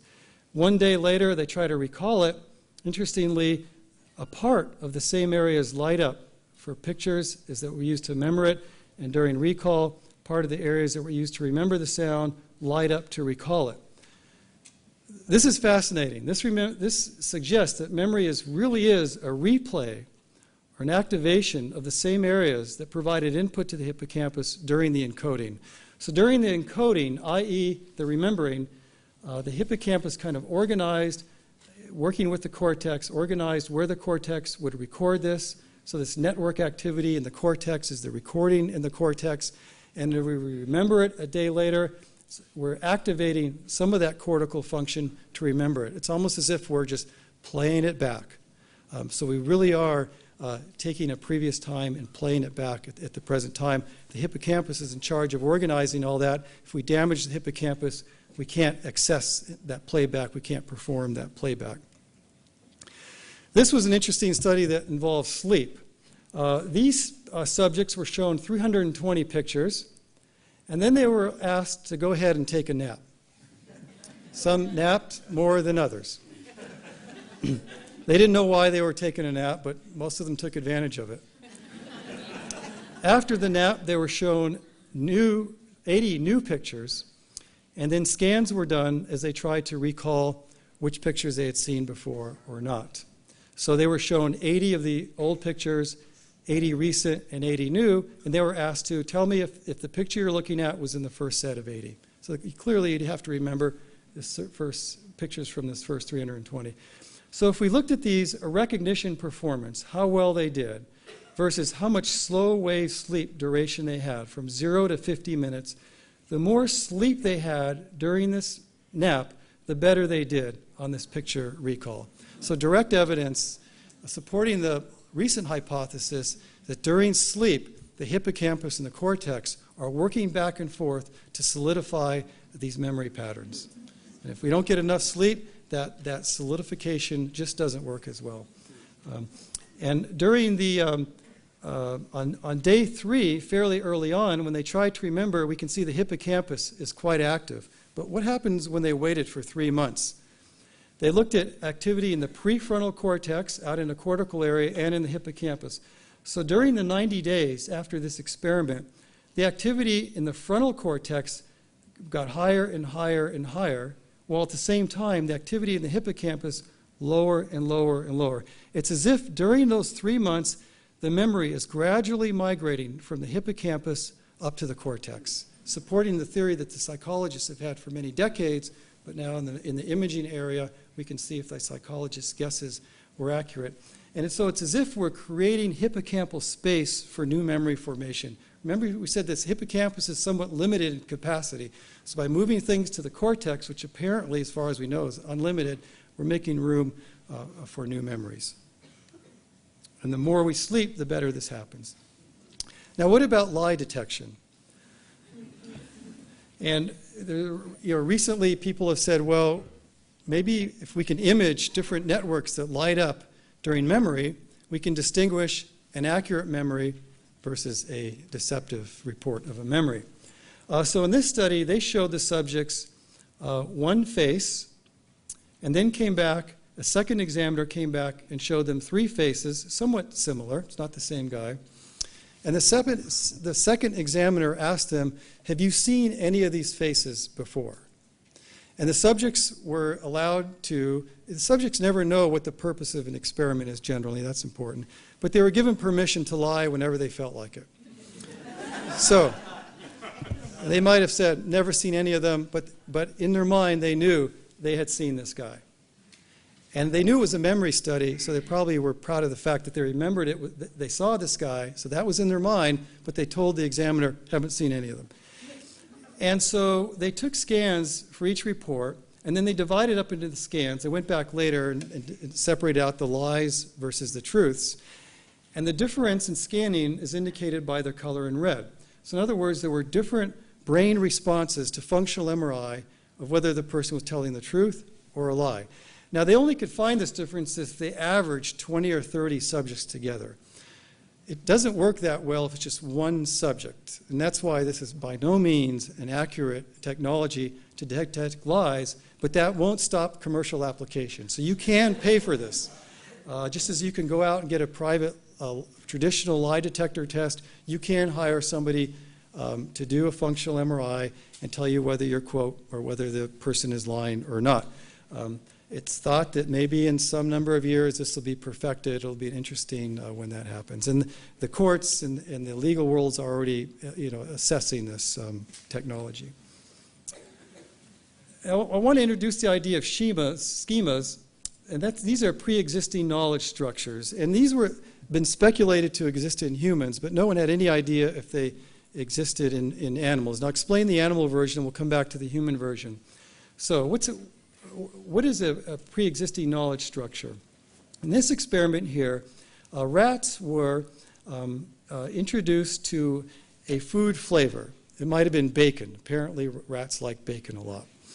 And then these are little holes in this chamber filled with sand, and you could put a little piece of bacon under the sand, and that would prevent it from being smelled from a distance, apparently. And then the rat is introduced into one of 4 doors to go into this chamber, and it'll go around exploring, sniffing everything, including each of these sand pits, and it'll randomly happen on the one with bacon, and that's a good event for the rat. And then you could take the rat out, let some time pass, leave the bacon in the same place, and the rat will again go around sniffing pretty much everything. Now, after enough trials, 5 or 6 trials, it'll finally get somewhat more efficient, just going directly here, or perhaps only going here, then here, less mistakes, getting more and more efficient. It's learning, but it's taking 5 or 6 trials to learn the location. It's committing the location to memory, likely, and all of this can be quantitative. Now, that wasn't too surprising. The interesting part of the study, and the surprise, and that's why it was reported in Science just recently, is you could, once that rat got pretty good at going directly from here to here, so learned it, you could take that rat several days later, or a long time later, give it an entirely new food group, watermelon or something, put it in an entirely different position, and it would only take 2 trials to learn it, much more efficient next time around. And the speculation was it had, by that first round, it created for its first time, it had never done this, it never had this experience before, a pre-existing matrix to think about this situation. And once it had that pre-existing matrix, its ability to acquire a new long-term memory was much more efficient. What's the human equivalent of that? Well, I barely know how to golf, and I went golfing with one of my friends who's an outstanding golfer, and I suffered through 18 holes. My goal was just to survive and see if I could make it occasionally in under 10 shots. Typically, somebody might make 3 shots to get in a hole. And so afterwards, it was a blur to me. I remembered 2 or 3 of the holes, a few of my shots. And I was amazed that the friend of mine remembered every single shot, where it was, where it went, exactly how many he had for all 18 holes. He doesn't have a great memory, but he has a pre-existing matrix for that activity. He had a matrix to put those new memories into. I had nowhere to put those new memories, other than frustration. For me, my matrix is medicine. I recently saw a patient, and they brought a 500-page stack of old medical records. And it took me about 15 minutes to go through it. And after doing that, I could tell you what medications are on, all their medical problems, et cetera. If somebody gave me a 500-page legal brief, I could probably spend a week on it and tell you absolutely nothing about it, because I don't have any pre-existing matrix for that. So these pre-existing matrices support the rapid acquisition, the rapid creation of long-term memory. In fact, some people think that's so powerful that might be one of the few times that an input could go straight to long-term memory, skip the whole short-term memory thing, if you have a very robust pre-existing matrix. So let's get into the popular culture. Memory is so important that it pervades everything. Yes? In terms of pre-existing matrices, have people talked about development? Is there a body of work on how to develop more of those? It seems like a very positive thing to acquire. Yeah, is there a body of work or an organized way to develop an existing matrices? Not that I'm familiar with, but maybe just going to school for endless years is a way of doing that. But I think it's a good question. There might be more efficient or focused ways of doing that for whatever task you're interested in. And there are probably informal ways that we do that. Popular culture is a very useful vehicle for thinking and learning about memory. So it's not just entertainment. And you can actually look here at the top 20 by grossing opening weekend movies that have a theme of memory. And the Bourne series plays big in that. In fact, there's Jason Bourne right there. And these generally involve retrograde amnesia without anterograde amnesia. And as we've learned, that's extremely atypical, but it fits the plot. It's a good plot device. Now, occasionally, somebody will get it right. In Memento, I think, did pretty well. Let's take a look at that. So this is a gentleman. His wife was murdered, and while he was trying to protect her, he suffered a severe head injury, and now he's trying to and he has a form of amnesia, and he's trying to figure out who killed his wife. Whoops, let me see if I can get this to work here. I have this condition. A condition? It's my memory. Amnesia? No. It's different from that. Okay, let me stop them right there. They got that wrong. Okay, he has a severe anterograde inability to form new memories. We all learn that's anterograde amnesia. In Hollywood speak, because he can remember he's having trouble forming new memories.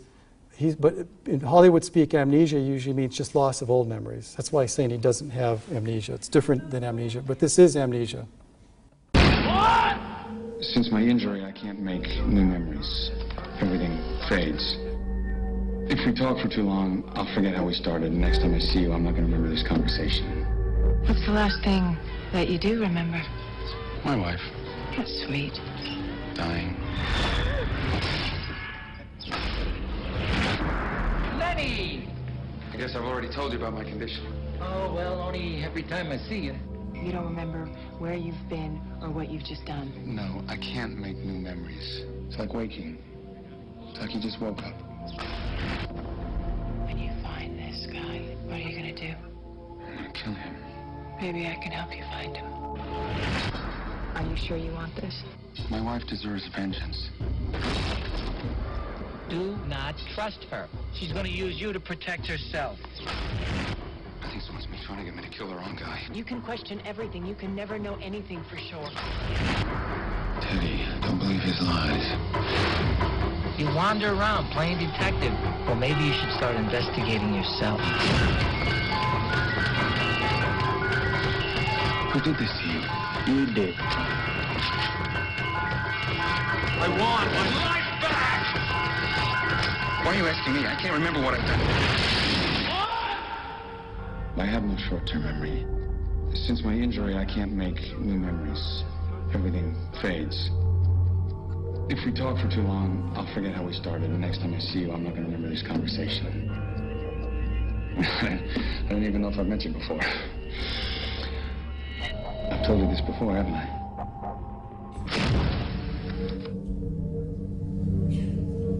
So he had a traumatic brain injury, and he can't make new memories. That's pretty good. So it's not the typical Hollywood where they just have no trouble making new memories but forget everything in the past. So those tattoos, he's using tattoos as notes, so he doesn't lose his notes.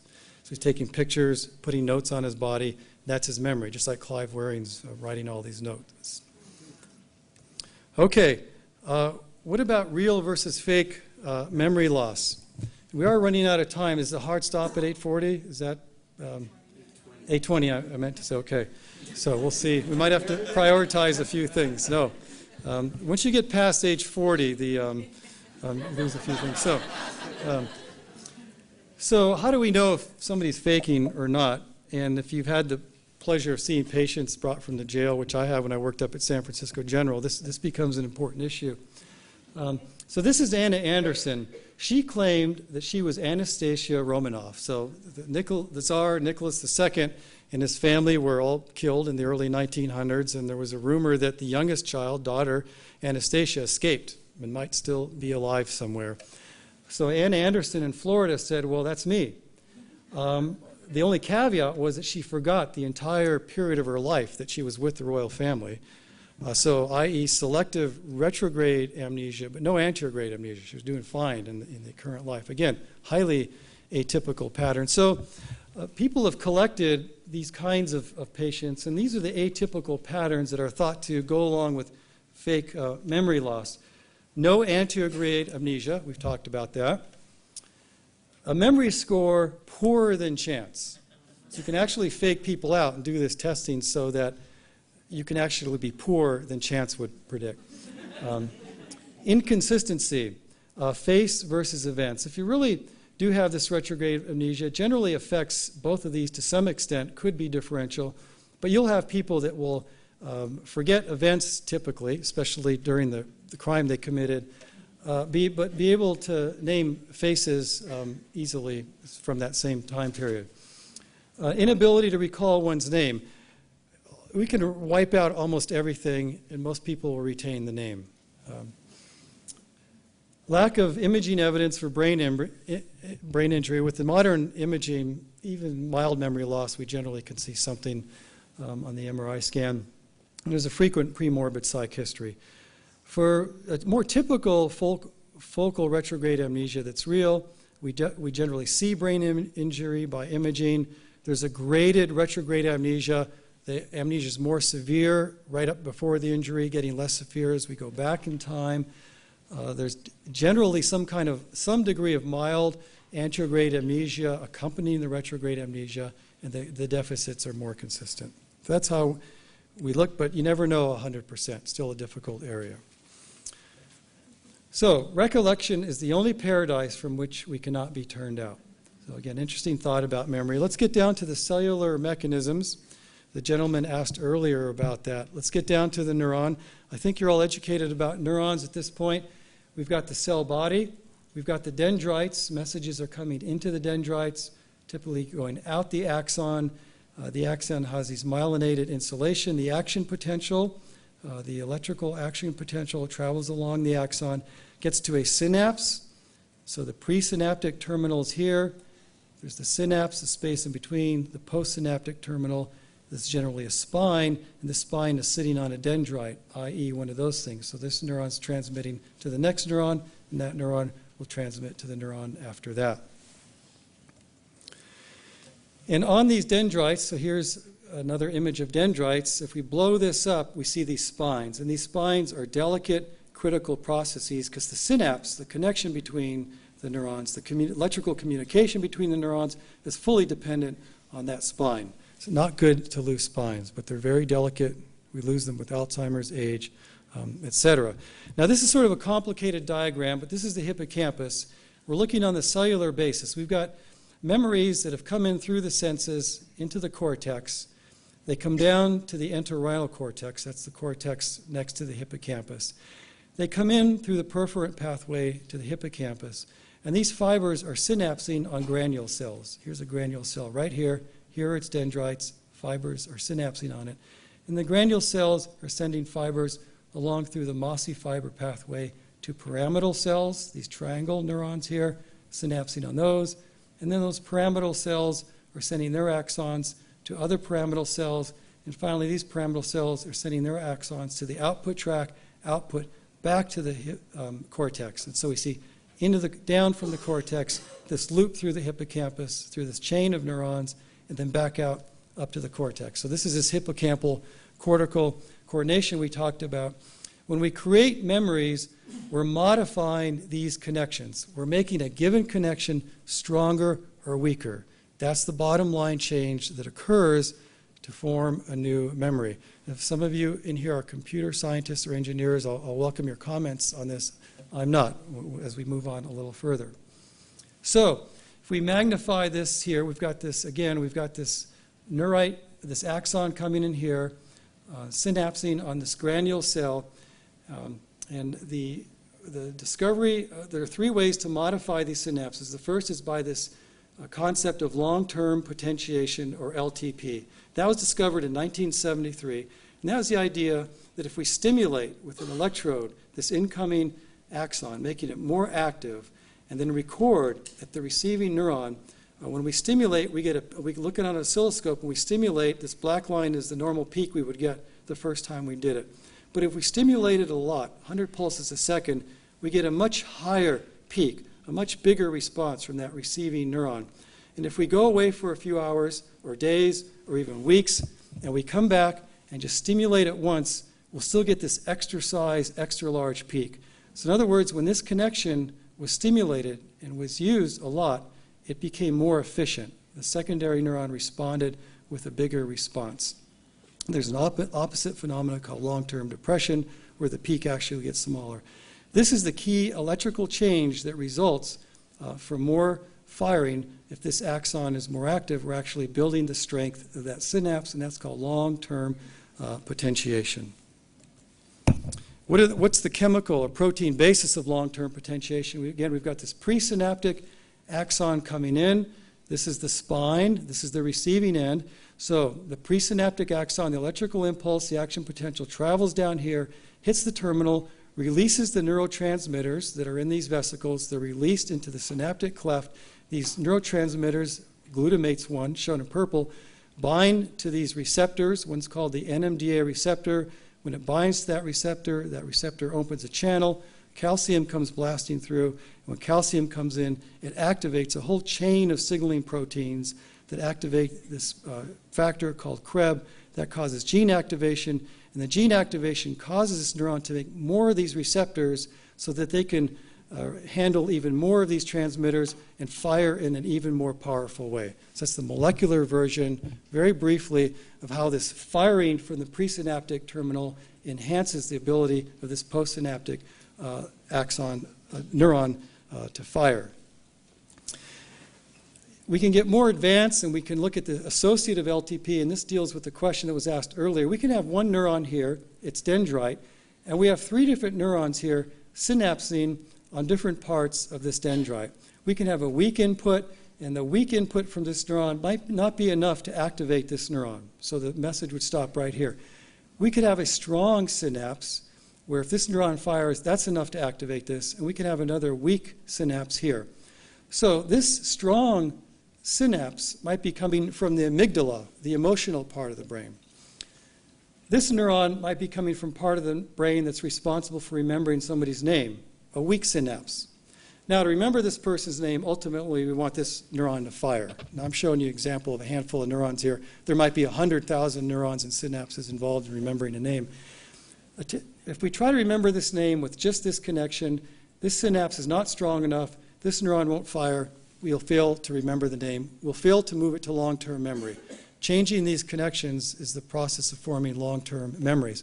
However, if we're trying to learn the name of somebody that gives us an emotional element to us, this person triggers some kind of emotion in us, the amygdala neuron will fire. If that's a strong synapse that's capable of activating this neuron, and there's a principle that if this neuron's already activated, when this weak synapse fires, this weak synapse will convert to a strong synapse. That's part of associative long-term potential. This will remain stable as a strong synapse. That's part of the stable retention of a memory. So next time we want to remember that person's name, we don't need the emotional input. We don't need the amygdala neuron firing.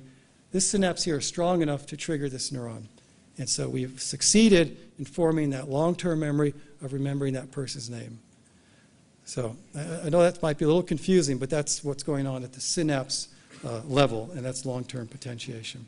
So long-term potentiation reshapes the population of which cells are being activated by a given input, and it's the changing of that network that's the new memory, that's the long-term memory we have.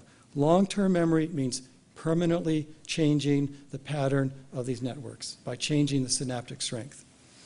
So we can illustrate that here. We're getting visual, auditory, and tactile input from the cerebral cortex. It's coming down to the mesial temporal cortex and the hippocampus. The black lines are connections with strong synapses. The blue lines are weak.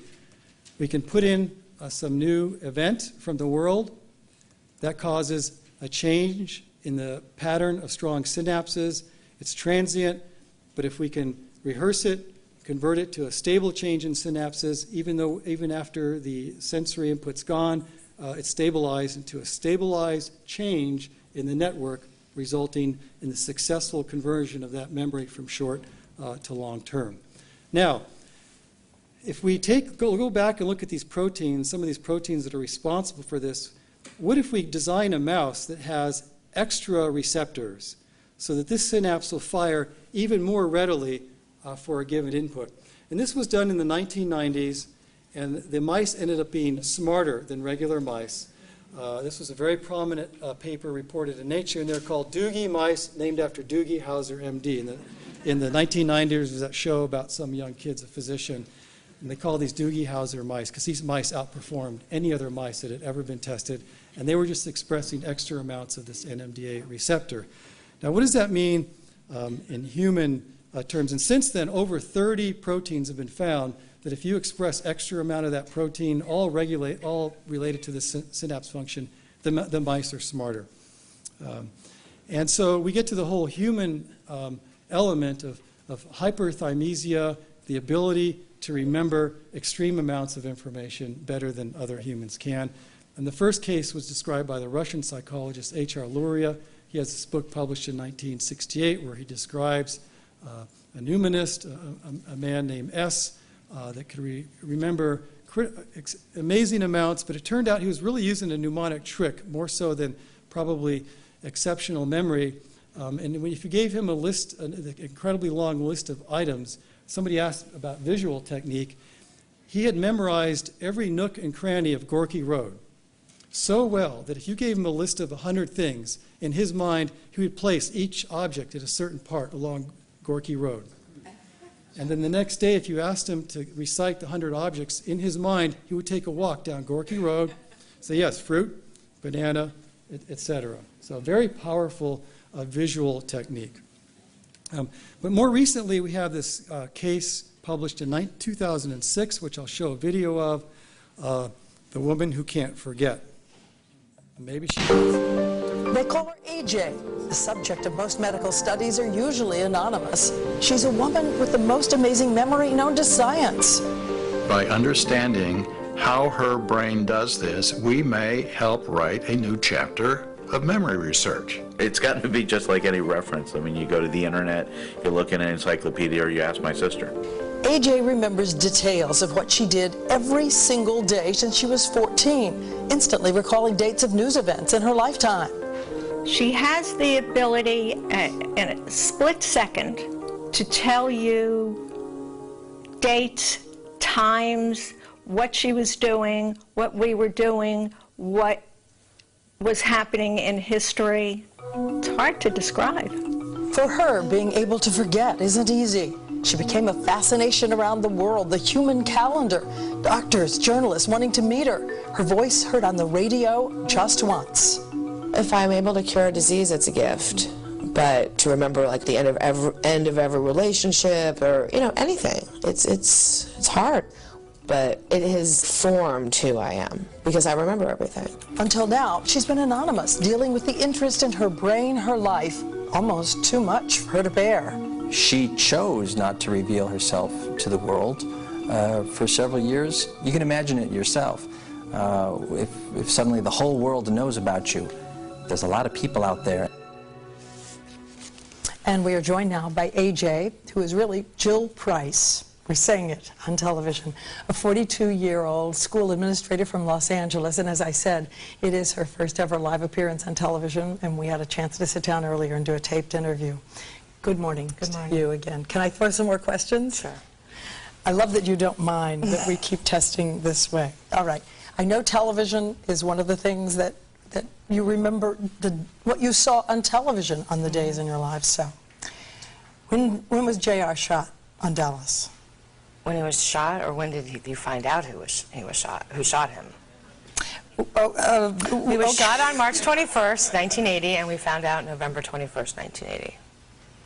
What about the end of All in the Family? Well, that was in March of 1978. What about Nancy Kerrigan attacked? Something that interested you? January 6th, 1994. Oh, Lord, you're right. The LA riots. They started on April 29th, 1992.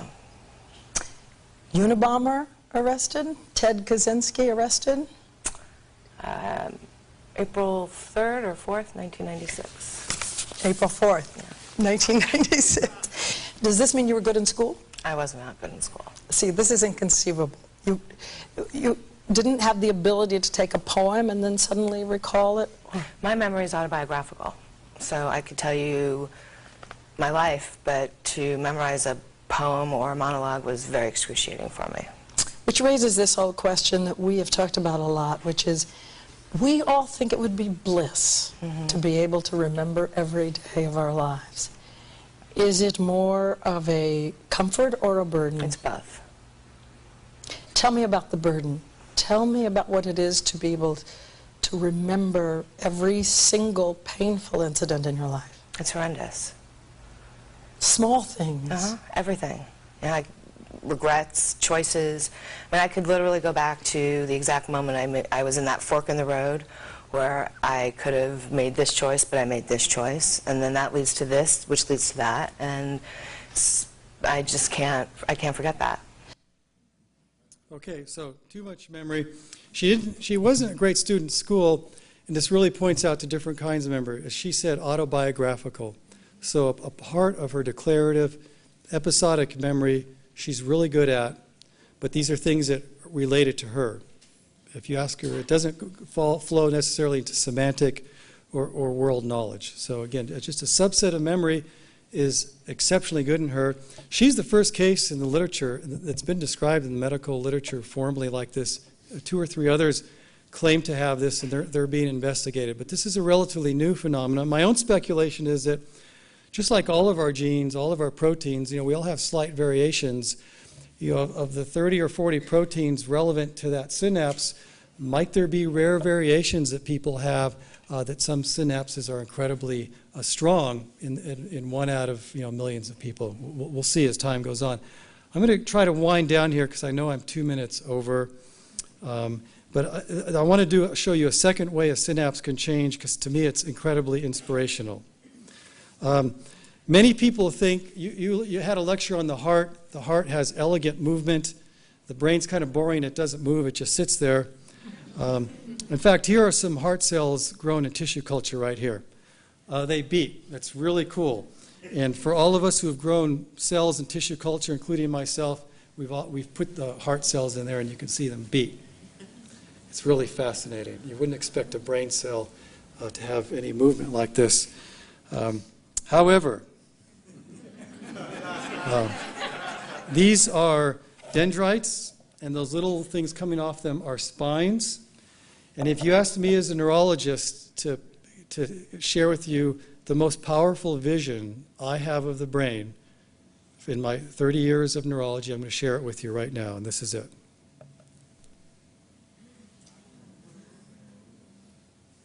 This is brain tissue. It moves. Why are those spines moving? Because they're looking to establish new connections. With this imaging technique, we're just looking at the receiving end, the spines. The axons coming in that want to meet with them are not being visualized here, but they're there. Okay?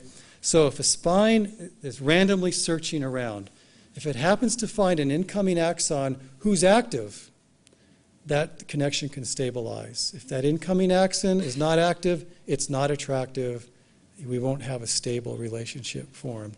The brain is incredibly dynamic. It's a very much use it or lose it organ. We can look at this as a close-up. Look at this thing. Look at this. This is looped here. We see these connections forming, changing, reaching out, looking for a connection. And if there's an active input coming here, this connection will be stabilized. So we have 100 billion neurons, probably over 100 trillion spines doing this right now. If we can stabilize a long-term memory, this is what's going on in our minds. So my friends in cardiology say the brain is boring because it doesn't move. This is amazing. This is amazing here. So let's stop there. Thank you.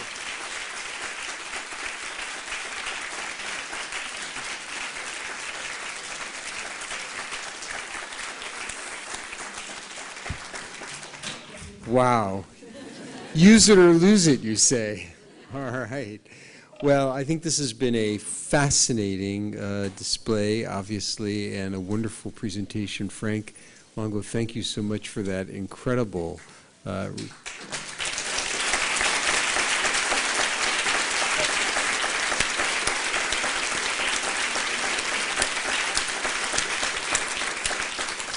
All right, I'm sure you're going to get lots of questions, and you're all going to descend on him right now. And please do, for the rest of you who don't remember anything you've heard tonight, go home and come back next week. All right, thank you again. For more, please visit us at stanford.edu.